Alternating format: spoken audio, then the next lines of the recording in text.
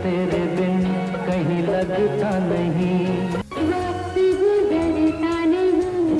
साकी साकी रे साकी साकी, आवाज़ और न जाए कोई ख्वाहिश। दोस्तों, आज मैं बॉलीवुड के ऐसे फनकार के बारे में बताने जा रहा हूँ, ऐसे अदाकार के बारे में बताने जा रहा हूँ जिसकी लाइफ में कभी अप और कभी डाउन आते रहे। वो ड्रग्स लेते थे, महंगे होटलों में रहते थे, जेल में भी उन्हें रहना पड़ा, महंगी महंगी घड़ियां पहनने के साथ साथ उन्हें हथकड़ियां भी पहननी पड़ी। 308 गर्लफ्रेंड्स रखने के साथ उनकी जिंदगी के AK राइफल 56 भी जुड़ी हुई है। जी हाँ, मैं बात कर रहा हूँ संजय दत्त की।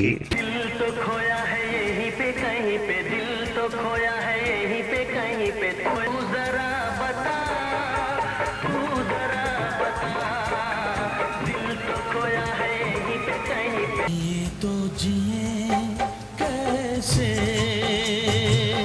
तो बिन आपके। अदाकार संजय दत्त 29 जुलाई 1959 को मुंबई महाराष्ट्र में पैदा हुए हैं। आपकी वालदा का नाम नरगस है जो कि खुद भी एक अदाकारा थी, और आपके वालिद का नाम सुनील दत्त है जो कि बॉलीवुड के मशहूर मरूफ अदाकार रहे हैं। आपके वालिद और वालदा दोनों ही इंतकाल कर चुके हैं। संजय दत्त की वालदा नरगस दत्त की एक फिल्म बहुत ही मशहूर हुई थी। उस फिल्म का नाम था मदर इंडिया। उस फिल्म में वो अपने बेटे को इस वजह से गोली मार देती हैं कि वो गलत काम करते हैं, लेकिन नरगस ने कभी ये सोचा भी नहीं था कि उसका हकीकी बेटा भी अपनी जिंदगी में कैसे कैसे दुश्वार रास्तों से गुजरेगा और छुप छुप कर सिगरेट पिएगा। संजय दत्त ने बहुत ही छोटी उम्र से सिगरेट पीना शुरू कर दी थी, क्योंकि उनके वालिद सुनील दत्त जो कि खुद भी अदाकार थे, वो प्रोड्यूसर थे, फिल्मों के डायरेक्टर थे, और जब भी कोई प्रोड्यूसर या डायरेक्टर उनके घर आता तो संजय दत्त बचपन ही में उनके छोड़े हुए सिगरेट पी जाते थे। संजय दत्त के वालिद सुनील दत्त ने जब देखा कि उनका बेटा बिगड़ता जा रहा है तो उन्होंने संजय दत्त को बोर्डिंग स्कूल में भेजने का फैसला किया, और फिर संजय दत्त ने कई साल बोर्डिंग स्कूल जिसका नाम हिमाचल प्रदेश सेनेट रारस स्कूल था उसमें गुजारे। संजय दत्त को बचपन ही से म्यूजिक का भी शौक रहा था। 1970 में जब संजय दत्त की सिर्फ उम्र 18 साल थी, वो बोर्डिंग स्कूल से वापस आए तो उनकी वालदा नरगस को पता चल गया था, क्योंकि माँ से कोई बेटा अपनी बात छुपा नहीं सकता कि उनका बेटा मंशियात लेने लगा है। लेकिन उनकी वालदा नरगस ने अपने शोहर सुनील दत्त को इस बात का नहीं बताया था। संजय दत्त ने अपने फिल्मी कैरियर का आगाज तो 1971 में फिल्म रेशमा और शेरा में बतौर चाइल्ड आर्टिस्ट काम करके किया था, लेकिन उनके वालिद ने स्पेशल उन्हें फिल्मों में काम करने के लिए ट्रेनिंग दिलवाई, और जब संजय फिल्मों के लिए तैयार हो गए तो उनके वालिद सुनील दत्त ने ही एक फिल्म प्रोड्यूस की जिसका नाम था रॉकी, और उसमें उन्हें बतौर हीरो इंट्रोड्यूस करवाया। उसमें उनकी हीरोइन थी टीना मैनम।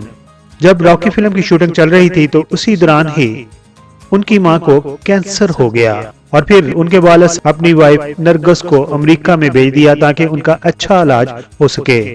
और जब उनकी मां को होश आया तो उन्होंने पूछा संजय कहाँ है। दूसरी तरफ उनके शोहर सुनील दत्त अस्पताल में उनके बेटे संजय दत्त की आवाज रिकॉर्ड करके लेके आए थे।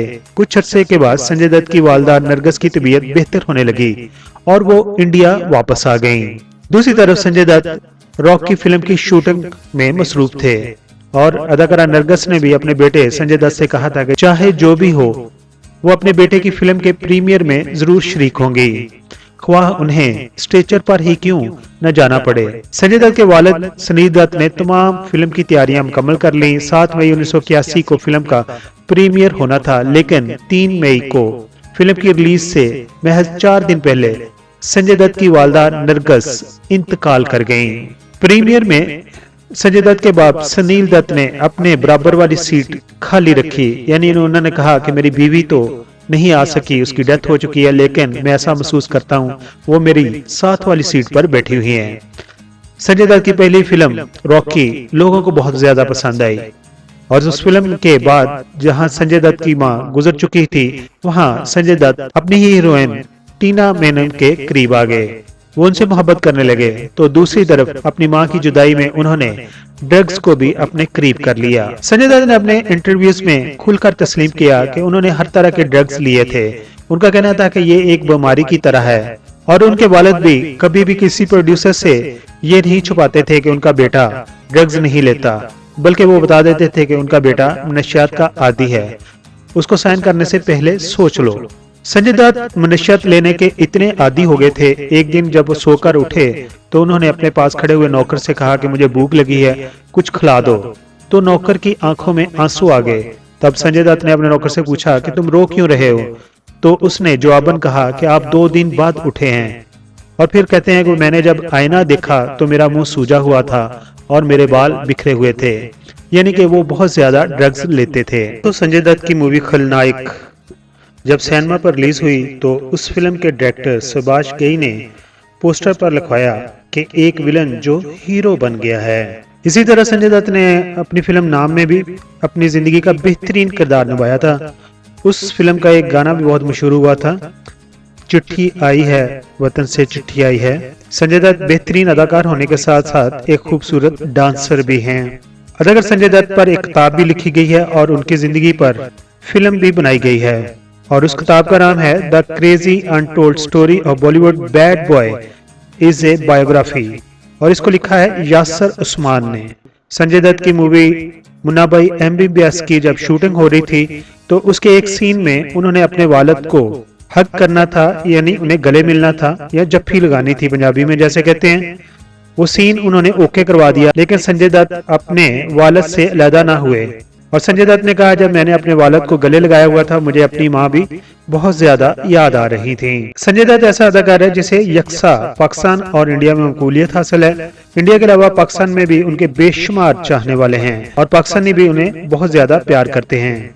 1984 में मनश्यात की लत छुड़वाने के लिए उनके वालिद ने उन्हें अमेरिका ले गए और उसी दौरान उनकी पहली हीरोइन टीना मिनम से उनका रिश्ता टूट गया। संजय दत्त जब अमेरिका में अपना इलाज करवा रहे थे तो उनके पास एक कैसेट थी जिसमें उसकी वालदा का एक पैगाम था और वो पैगाम ये था, बेटा किसी भी बात से ज्यादा अपनी शाइस्तगी और शख्सियत को बरकरार न रखना, हमेशा बड़ों की इज्जत करना, शाइस्ता जुबान रखना, यही एक बात है जो तुम्हें दूर तक लेकर जाएगी और जिंदगी भर तुम्हारी मदद करेगी। संजय दत्त ने नशे की लत से जान छुड़ाने के लिए 9 माह तक अमेरिका में अपना इलाज करवाया था। संजय दत्त की जिंदगी में यूं तो कई लड़कियां आई, लेकिन जब ऋचा शर्मा आई तो 1987 में उन्होंने उससे शादी कर ली और उससे ही उनकी एक बेटी हुई और फिर ऋचा को ब्रेन ट्यूमर हो गया और वो अमेरिका शिफ्ट हो गई।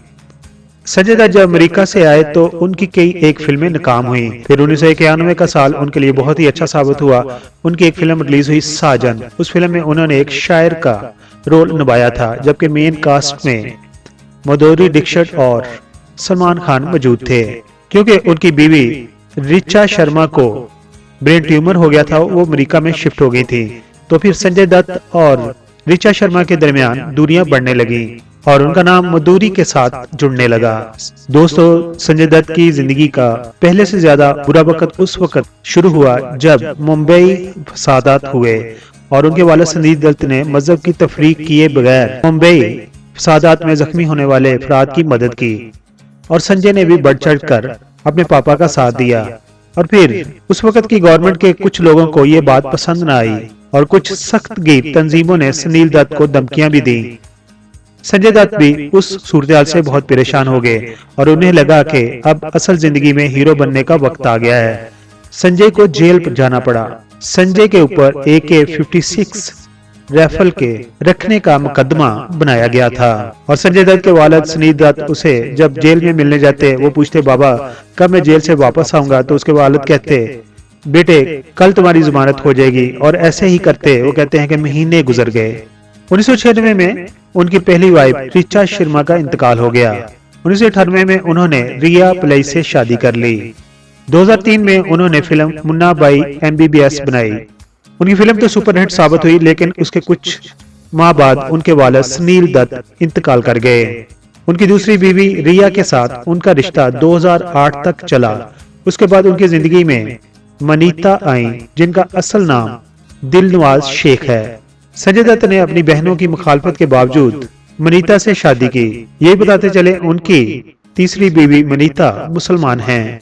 अदाकार संजय दत्त के मनीता से 2 बच्चे हैं, जिनमें एक बेटी इकरा और एक बेटा शाहरान है। संजय दत्त ने अपने पूरे कैरियर में 130 से ज्यादा फिल्मों में काम किया। उनकी जिंदगी पर भी एक फिल्म बनी जिसमें अदाकार रणबीर कपूर ने उनका किरदार अदा किया था। दोस्तों, सन 2020 के अगस्त में संजय दत्त को लंग्स का कैंसर हो गया था और वो कैंसर की स्टेज 3 पर थे। उन्होंने खुद को फिर मुंबई के एक हॉस्पिटल में दाखिल करवाया, वहां पर उनकी ट्रीटमेंट हुई और फिर उन्होंने कैंसर के मर्ज से रिकवरी हासिल की। तो दिल तेरे बिन कहीं लगता नहीं, वक्त गुजरता नहीं। क्या यही प्यार है? हाँ हाँ हाँ, यही प्यार है।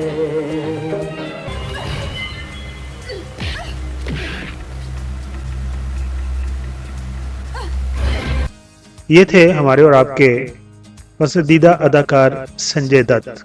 दोस्तों, संजय दत्त की जिंदगी के ऊपर ये बायोग्राफी लिखकर भेजी थी हमें। कराची से हमारी बहन है, हमारी सब्सक्राइबर हैं उम्मे रमशा ने। आपका बहुत बहुत शुक्रिया, आपने बहुत जबरदस्त तरीके से ये तहरीर लिखकर हमें भेजी।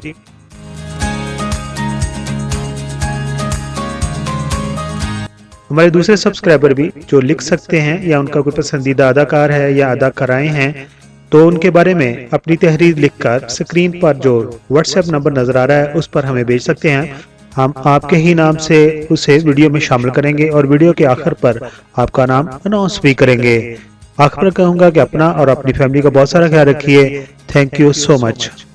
दोस्तों, अगर आपने हमारा चैनल अभी तक सब्सक्राइब नहीं किया तो प्लीज सब्सक्राइब कर दीजिए और हमारे साथ जुड़े रहिए।